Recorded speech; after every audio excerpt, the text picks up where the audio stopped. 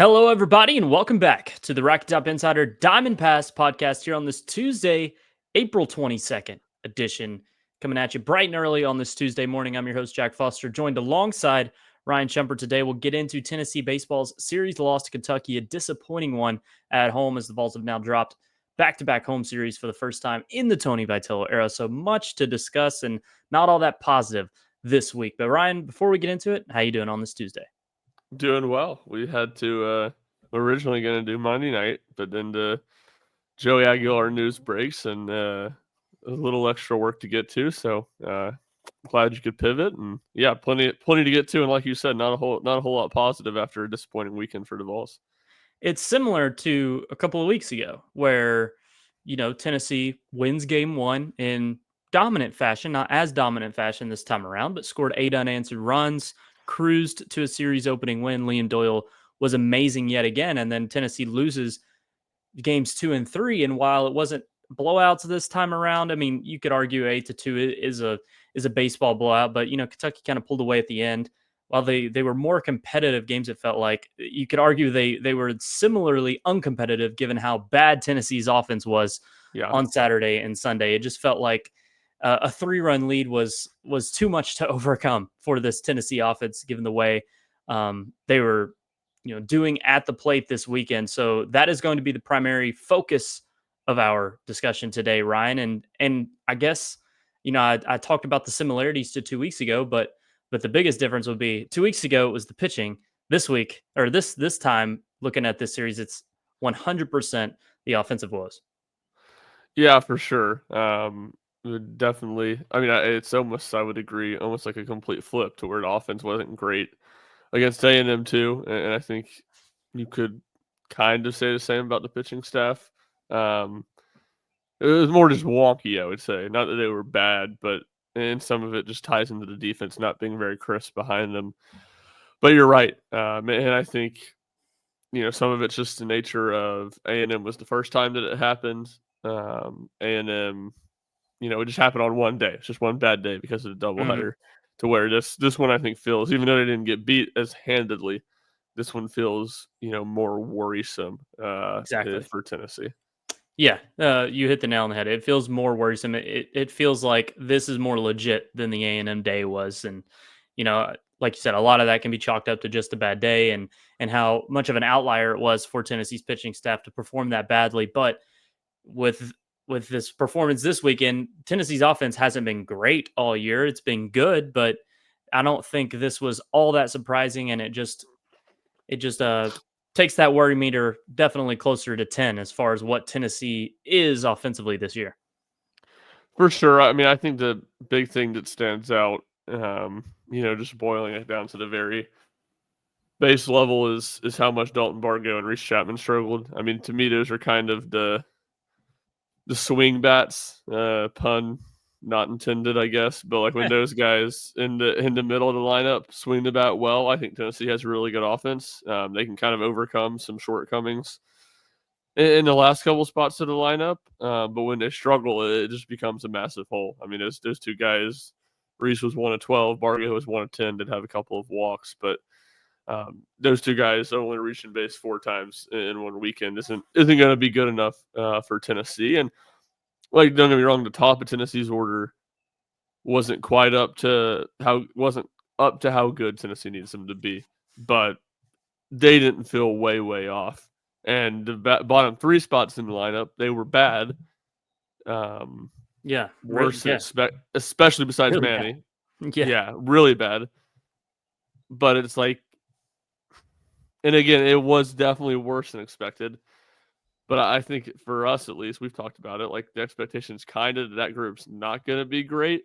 They need to give you something, but you're not expecting them to be great. To me, it was really that middle of the lineup with Chapman and Bargo, where I say those are the guys I think Tennessee needs to be far better than they were this past weekend. Yeah, that's a good point. And we'll start with the offense discussion today as that's what's at the top of the mind and then shift to pitching later. So, getting into it now, you mentioned the middle of the lineup and Hunter Ensley, whether he's in the 3 or 4 hole, he's more closer to the top. And I thought he was the guy when everything was going wrong that still provided a spark. obviously gets the RBI knock on Saturday's game. Um, and then, the had a good day on Sunday as well. So it's it's like even when it went bad, Hunter Inslee still delivered. And I don't think that was a surprise. So hats off to him. And Andrew Fisher still working 4 walks, got on base, but didn't provide a ton. Hitting the baseball, only 1 hit on the weekend. But you know, not to focus on all the negatives, I still think it was a really good weekend for Dean Curley, who had been struggling. Hit 333 on the weekend and had a walk. Really good Friday performance. He and Cannon Peebles changed the walk up song. Good things happened, I guess, for old Dean Curley going back to last year's song. So um, I think Hunter Inslee still having that extra gear when things aren't going well is important to acknowledge, which is not a surprise, but still was able to do so this weekend when everything was just historically bad for a Tony Vitello group offensively. And then Dean Curley kind of bouncing back and providing a consistent presence there at the top of the lineup. Yeah, I think Curley reached base in like 7 of 13 plate appearances. So he was really solid. I think more than anything, like the guys at the top of the lineup, the top 4 guys, which are definitely Tennessee's 4 best hitters, and Curley, Keelan, Inslee, and Fisher. Depending on how the lineup shakes out with Inslee and Fisher, they kind of rotated from that 3 to 4 spot this weekend.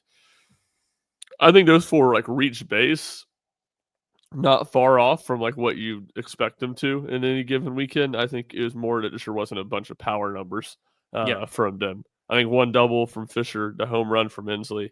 Keelan didn't have any power numbers. I guess Curley did hit a home run in game 1.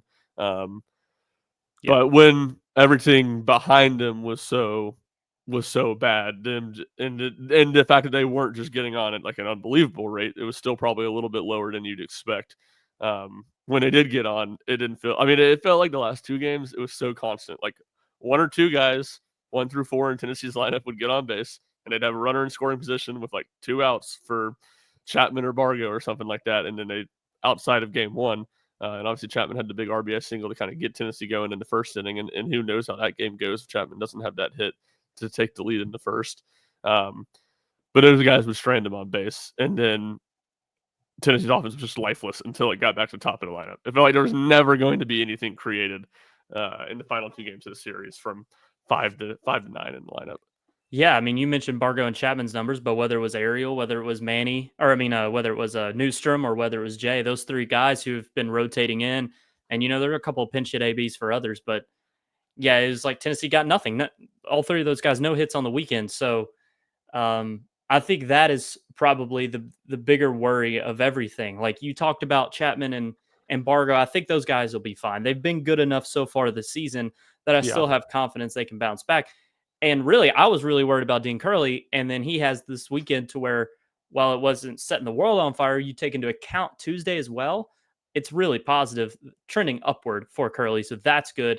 Still think Keelan's good and Inslee, all those guys we've mentioned, but it's the bottom of this lineup that I have a lot of worry with right now, where it's these true freshmen that had been so consistent early on, and now it's like, how much is Jay Abernathy going to give you? Levi Clark has lost his starting role. Does Tennessee try to go back there? Maybe he can, bring back that early season mojo. Chris Newstrom was coming along and then has a weekend like this. So to me, that is the bigger worry, just looking at the bottom of this lineup. Yeah, I think that's accurate for sure. Newstrom, it felt like he was moving in the right direction, and I can't remember if it was illness at Ole Miss or Yeah. yeah. So he was playing really well, misses the series basically due to illness, and he just hasn't been able to get back to that. Well, yeah, Um, I mean, he homered Tuesday, and it's like, oh wow, okay, Newstrom's back.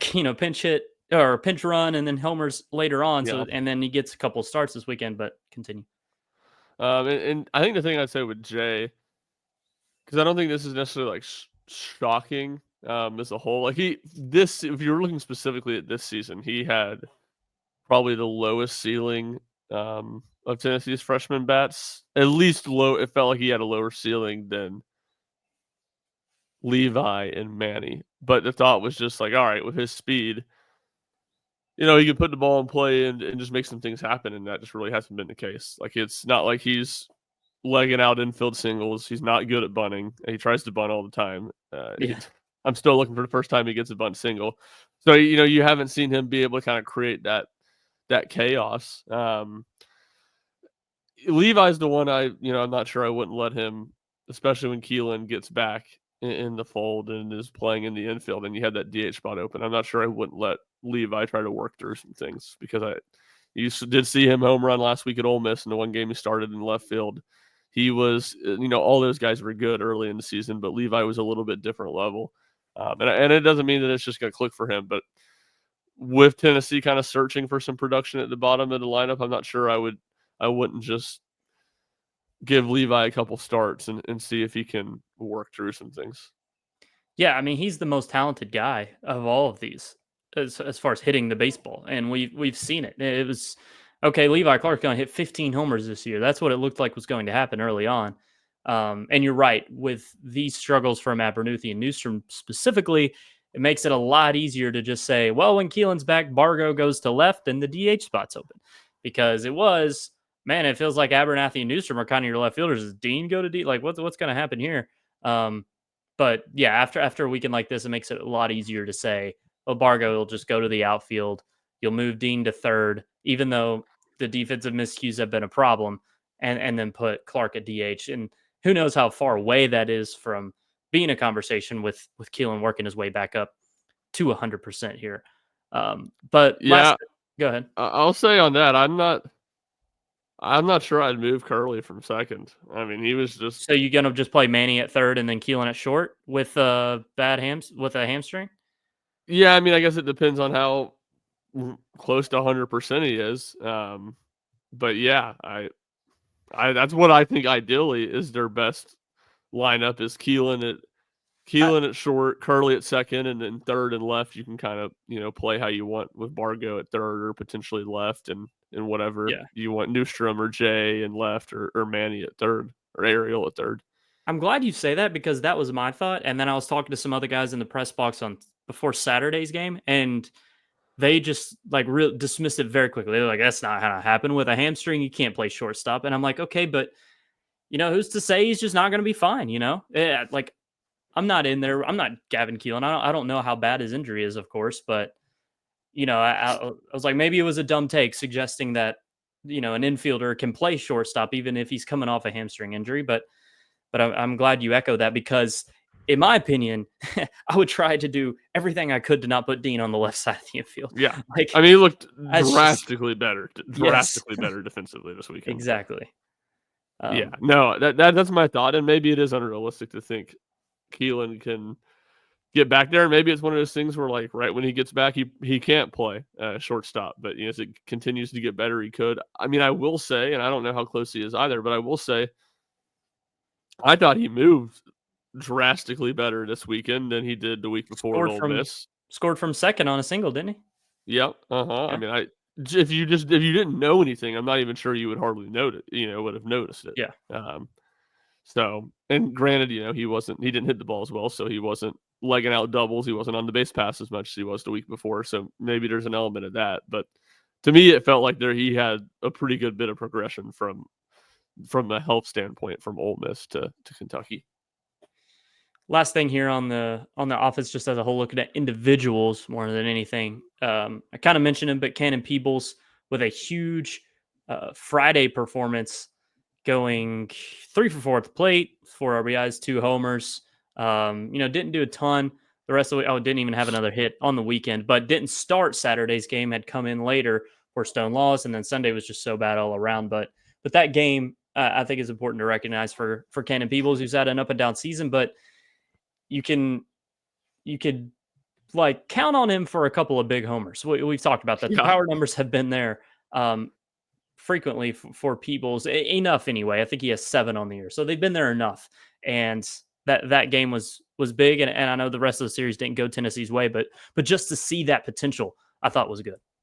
Yeah, for sure. Because even when the power has been there, it feels like it's in like a one for 4 performance or something like that. Yeah. And for him to have as good as a game as he did, and look, I will say, like, I think, obviously we don't spend a whole lot of time previewing the series on the podcast, but I did write about it. Like, the way Kentucky did their pitching staff, the Sunday pitcher is their best pitcher. So it's not like that was some normal. Not that that doesn't mean there aren't concerns for Tennessee, but that doesn't mean it was just like some normal Sunday guy that you expect to score 6 to 8 runs and run from the game early.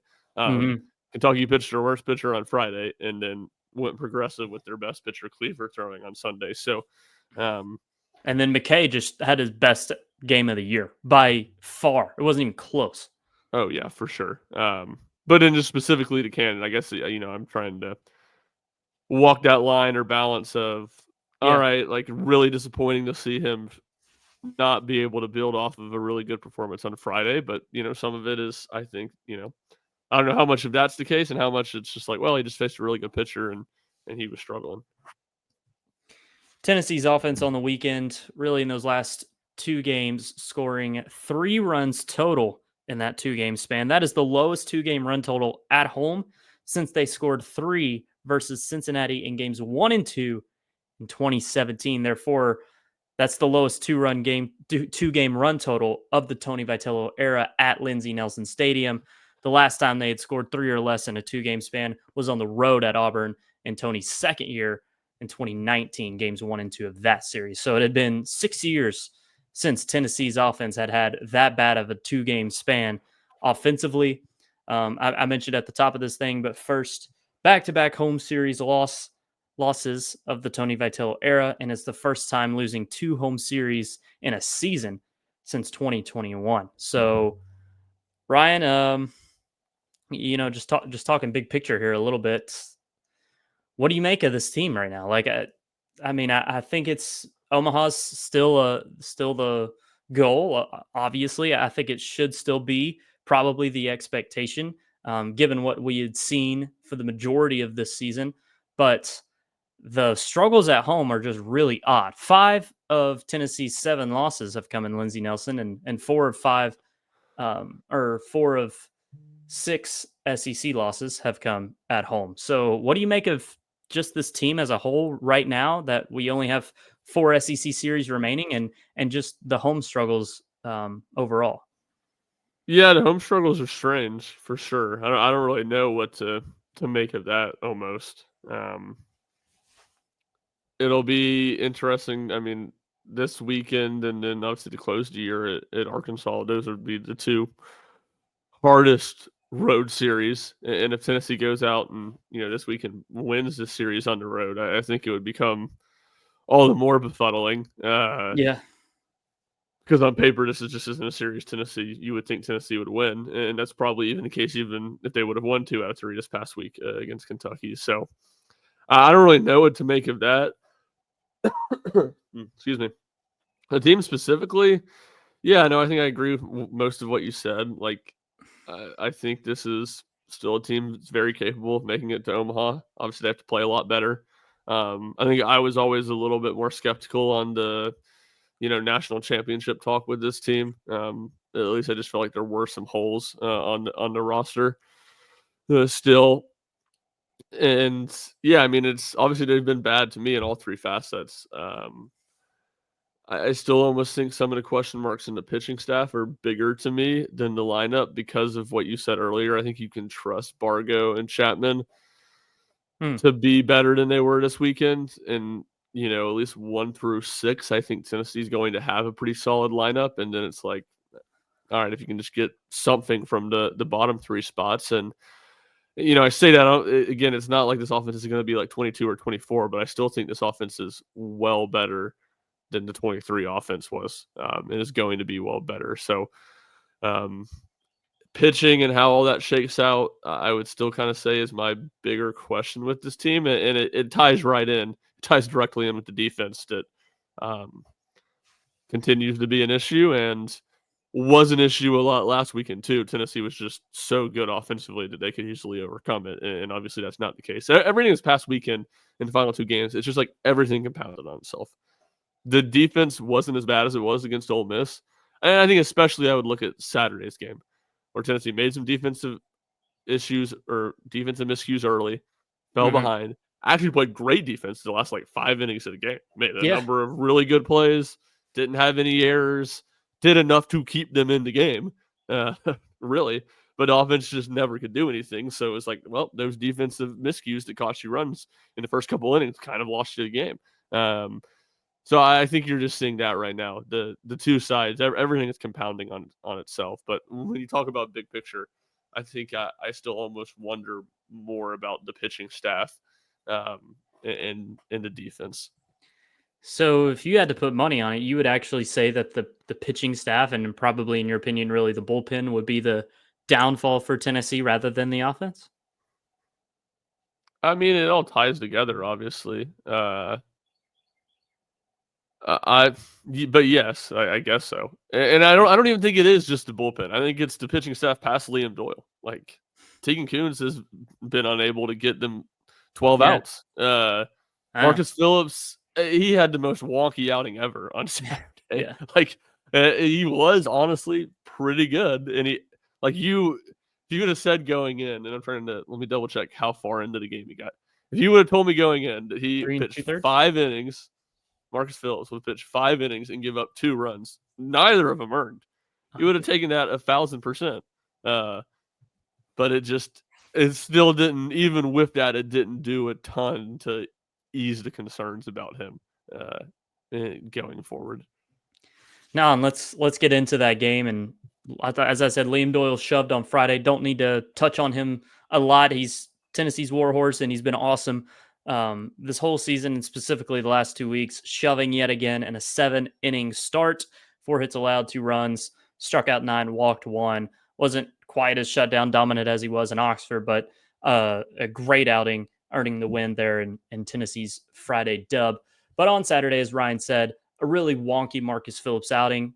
No earned runs. You're right, and 5 innings pitched, gave up 5 hits, 2 runs, but as I said, none earned. The walks were still an issue a little bit, but the big conversation surrounding Marcus Phillips right now is just how the teams are running on him. It is just become a massive, massive problem. I think it was 7 or 8 stolen bases 8, I against believe. 8 against Phillips. I know Kentucky had 10 on the game, so 8 stolen bases on Marcus Phillips. It was 7 a week ago at Ole Miss. That's 15 in the last 2 weeks. I mean, it can't just be a 100% certainty that a walk or a single turns into a double or triple every single time.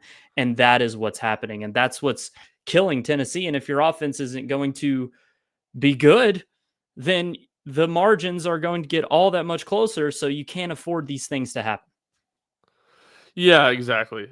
It's the walks, I think, is the big thing of just putting free runners on base, because of how big of an issue it is. And with the base runners, like obviously I don't know that it'll continue to be this bad. I mean, obviously Kentucky's the most aggressive team on the base pass in the league.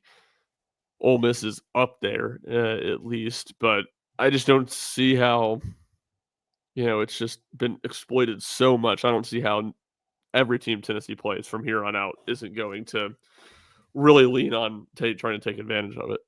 Yeah, I know someone was asking me, they were like, why is this now just a huge thing? Like, we're halfway through the season. I'm like, well, more more runners are getting on because the competition's obviously tougher in SEC Yeah. play, and also the book on Marcus Phillips hadn't really been written yet. Like he had just been a fringe bullpen guy last year, had very limited SEC appearances, so I don't think teams knew a lot about him this year.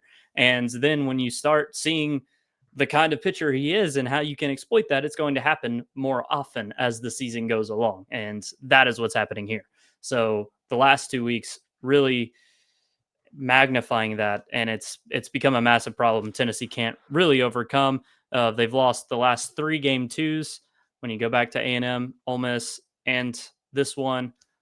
So yeah, I don't know exactly how you fix it. I mean, Marcus Phillips just has to be faster, I think, and look over more, and just make a much more concerted effort at preventing this from happening. But and when this happens, mistakes just happen more frequently because you're trying to catch runners more. So catchers are pressing. It's like they have the weight of the world on their shoulders a little bit to try and prevent these guys from running. So then throws go into the outfield, and then errors turn into more runs, and it just snowballs. So I think this problem of these runners being able to exploit this on Phillips just makes the whole defense play worse too. Like it just, like I said, everything snowballs. Yeah, no, I think that's a really good point. I'm glad you brought it up because I think that's an important thing. You got to stop letting it snowball. Yeah, Like it's one thing for them to for all these runners to steal bases, and like that's not great. Then he's got to stop throwing the ball into the center field and left field and letting runners take extra bases when like that's the stuff that can't happen. It's bad. The stealing runners is bad, and it's a problem on its own, and you just can't by pressing make it worse. And that's like this is way easier said for me sitting here at my desk, not playing baseball, not being in these pressure situations. But you can't let that affect you.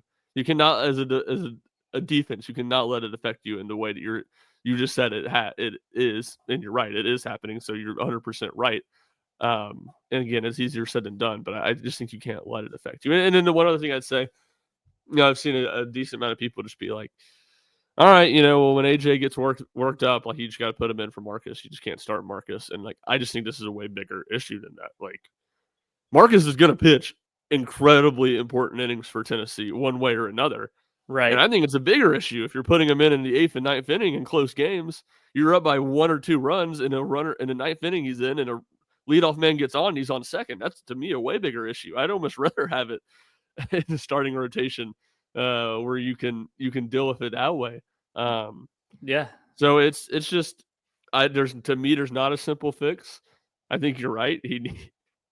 Marcus needs to be better at it, whether that's just throwing over more or keeping runners getting a better pickoff move to keep them what's the word I'm looking for, to keep them honest, or being a little bit faster to the plate. But at the same time, just like I said with the defense, that's way easier. So I think this is even far easier said than done for him to change some stuff with his mechanics in the middle of the season, and not see a drop off in his actual pitching performance that would come with that. and there was probably nothing more frustrating for Tennessee. Like if you're just going to pick out a singular play, it's Cannon or what I think it may have been Stone. It was Stone or Cannon. It was on Saturday, so I can't quite remember who the catcher was. But an absolute dime to catch a runner stealing second, and Manny, I guess, just didn't see the ball to the glove. Like he just thought. That was on Sunday. Are you sure? The one that was thrown a little bit up the first base or towards first base. The Manny just dropped. Yeah, where he whiffed on it. Yes, That was Sunday. on Okay, that was so it on would have been Sunday. Cannon. It Yeah, was Cannon, yeah. but It wasn't a great throw, but like the runner was so easily hosed, and he threw it to the first base side of second base right. and it Yep. hit his glove. Like he just catches it and makes the tag, and he's out. Yeah, like ricochets off and goes into center field. Yeah. Yes, That plays the one I'm talking about, where it's just like the throw was inside, like it wasn't perfect. I guess dime was too extreme of a word there, but too aggressive of a word. But yeah, the play should have been made, and it he wasn't. had him out. Yep. Yeah, and Yeah, you're then right. And the other one, I mean, I'd say with the Marks example, I think there was like one play that Stone had a chance to throw out the runner, like the jump and was, and he dropped it, loses and he it on the dropped the extension. ball. Yes, that one Yes, too. Yep. that was like the only one Stone had any chance of throwing out the runner with how good a runner got the jump, and he drops it. So you're right. And I do think Cannon. I think when Snead was pitching on Kick the Sunday, ball. Cannon did catch someone stealing, if I'm not Right. mistaken. Yep. So Tennessee had one caught stealing on the weekend, and it felt like a couple other plays that either should have been made, like were there to be made, or could have been made, just weren't. Which again, it compounds all that frustration. And was it Saturday when Cannon like kicked or kneed a ball to the wall on a pitch that kind of Sunday, got away? right when Brandon Arvidsson came in for Yes. Tegan. The wild I think pitch. they'd given up just one run at that point. It was just 1-0, bases loaded. He did a good job blocking it. I think he had done a good job blocking another pitch from Arvidsson in that at bat. And then he was going towards the ball, and I think he just didn't realize how close the ball was to him, and he kicked it. Yeah. And the run scored. I thought he kicked it, from our angle. This year we're behind the Tennessee dugout, so we can't, really see like up on the barrier. Yeah. But when he kicked it, I thought he freaking kicked it into the dugout, and the run from second was going to score too. Because that's how the weekend felt for Tennessee. It just felt like anything that could go wrong, especially defensively, it was going to go wrong. Yeah, that's why I wanted to pick out these plays because it was just a microcosm of how the weekend went. That Manny play, the kicks ball, just the Stone dropping the ball, trying to throw. It was just like Yeah. Like you said, if things could go wrong, they did. And these defensive mistakes just can't happen when it's already a problem with runners running on you. Let's talk about Tegan Kuhns real quick. Another short outing, 1 2/3. Looked really good in the first inning. Uh, I guess it was the first five batters. He looked great. And then things just fell apart. Gave up a couple hits and two walks, and it was in a spot where Tony just had to make the move earlier than I imagine he thought he would have. Only 35 pitches into Kuhn's outing. It was his shortest outing of the season, or shortest start, I should say. So when you look at what Phillips has done, and you talked about it like, hey, I'd rather have Phillips in an early game scenario with his issues than in a late game one with higher leverage spots. I completely agree there. Do you think that we are getting close to an AJ Russell taking over Sunday role now that Tegan Kuhns has just had two bad outings in his last three and not a great outing in a month? I don't know if I would say close. I think you're maybe saying that's the more realistic option. Um, but I don't know if I would go as far as saying close yet.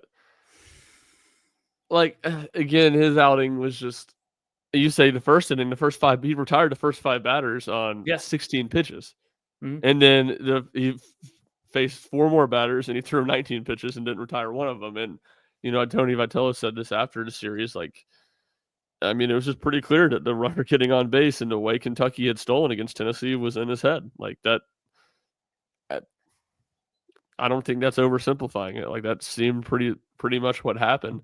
Um, And it's just, it was unfortunate, again, magnified by the fact that Braden Krenzel was out. Mhm. So you didn't have him. Arvidsson and Sneed both did a great Get a job. full feed. Yeah. Yeah, did a great job of keeping Tennessee into the game. And then Sneed in there for, comes back out for basically what I guess would have been his fourth inning pitched. Double check that. Yeah, it would have been his fourth inning pitched. I guess he'd already thrown three in the third, actually.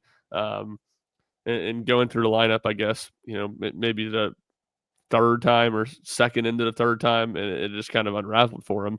Um, but yeah, I don't really know what to make of Tegan right now, but he certainly has not been great in a little while, and I think it's just frustrating. And Tony said it; it felt like he was one out away from giving them one of his better outings, where he gets 12 to 15 outs and doesn't give up many runs. Yeah. You mentioned Brandon Arvidsson.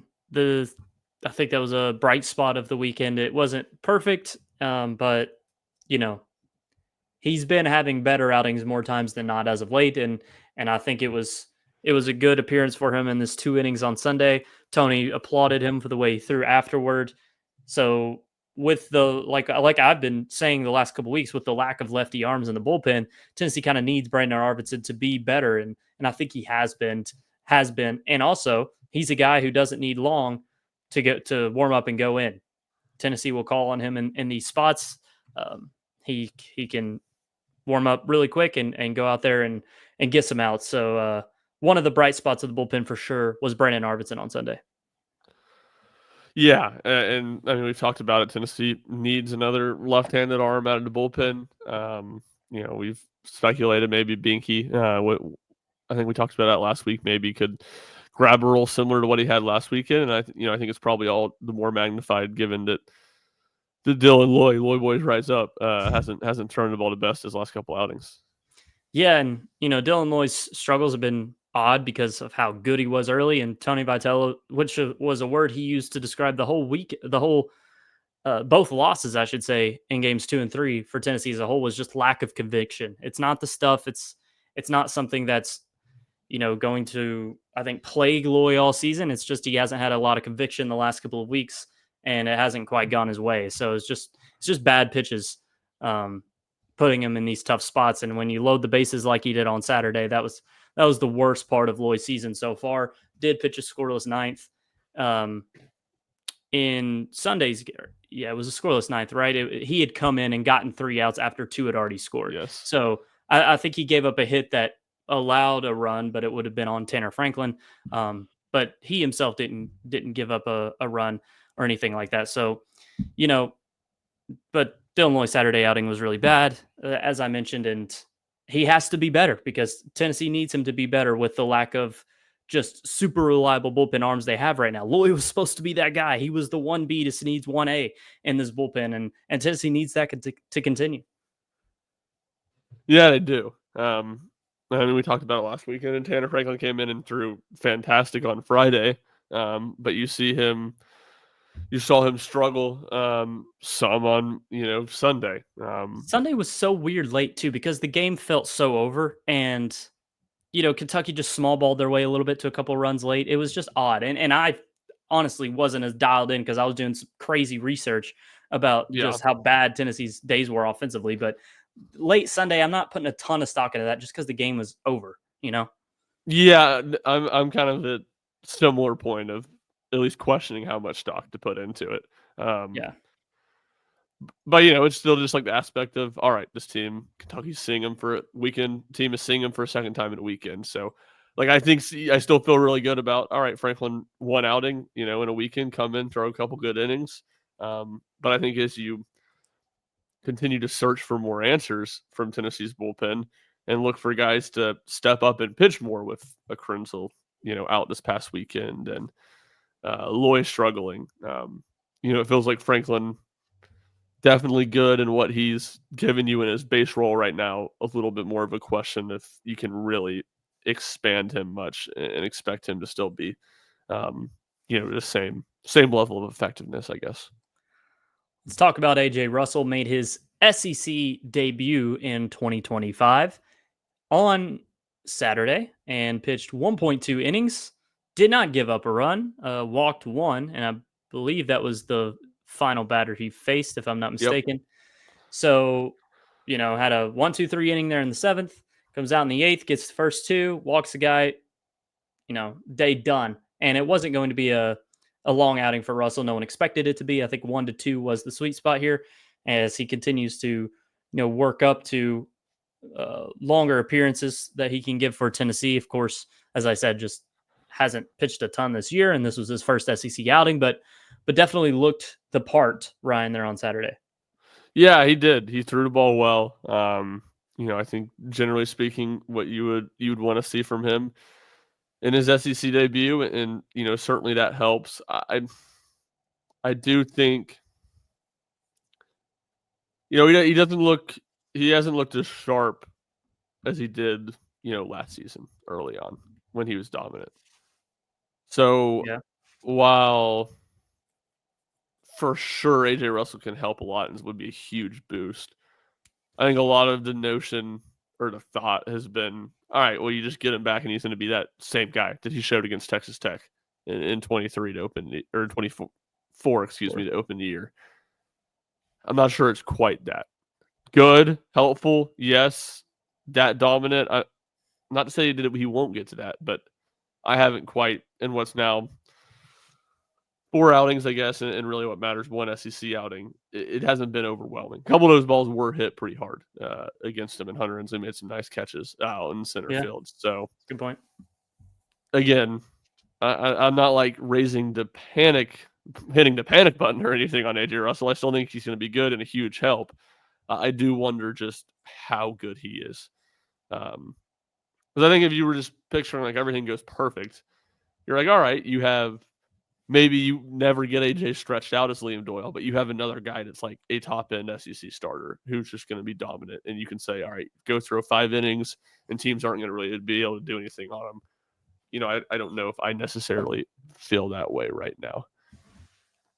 Next 2 weekends at LSU and then hosting Auburn, who's the top 10 team. What would be a success for Tennessee over the next 2 weeks? What record would you qualify as a success over the next 2 weeks in SEC play? I'd say 3-3 probably would be a success. Just stabilize yourself. I mean, neither of those series are going to be easy by any means. But really, I think if you go 6-6, even just from here on out, that would get you to 18 SEC wins. That would for sure lock you up hosting a regional, and it would probably be borderline on whether you are a top 8 seed to host a super. you'd probably like to steal one and get to 19. You'd probably feel a lot better about that, or at least feel like you don't have to do as much in Hoover to do that. But and I think more than even just the wins, like this weekend coming up, you just want to see Tennessee be more polished. You want to see Tennessee just play better baseball, Make less uh, mistakes. make less Unforced mistakes. errors, less unforced errors. Yeah. Yes, if LSU, just goes out. LSU is a good team playing at home, one of the best environments in college baseball. If LSU just goes out and Tennessee plays well and they get beat 2 out of 3 games and they're competitive games, like I'm not sure you necessarily lead that series feeling awful about Tennessee. I'm sure a lot of people will. I'm sure a lot of people in the RTI live game Uh, tweets will feel that way. They'll probably feel that way even if Tennessee wins 2 out of 3. But if Tennessee goes out, plays solid, plays clean baseball, they just lose a couple close games. They lose 2 out of 3 on the road. Like I'm not sure I almost wouldn't feel better about them than I did entering the weekend. You mentioned the fans. 85% of the commenters on Rocked Up Insider tweets said they're never watching again this season. So That's a good point. maybe they just don't comment anymore since they're not watching, right? So they won't know what's going on because the season's over. So, but That's yeah, exactly right. I think I agree. If you lose 2 of 3 this weekend, that's fine. I think that's probably expected at LSU. Like most college baseball teams don't win in LSU. And then if you win 2 of 3 at Auburn, I think that would be the or against Auburn in LNS, that would be the expectation. And then look, that Arkansas series is going to be tough to close the year, but you'd like Tennessee to be playing good baseball as the regular season comes to a close. And then a sweep's hard to project in SEC play, especially a team in Vanderbilt who's very talented. And it So swept Georgia last weekend, exactly who's been right. one of the best teams in the league. Had looked bad at times, but look, still has the capability to sweep a team like Georgia. So to win 2 of 3 against Vandy, to lose 2 of 3 against Arkansas would be the same scenario. And who knows? Maybe you can sweep Vandy and get to 19, as you said, or sweep Auburn. That would be a really impressive. Or to win this series this weekend would be impressive as well. So if you get to 19, I think that's a win for the series, for the season as a whole. 19-11, and For SEC sure. play would definitely be a win.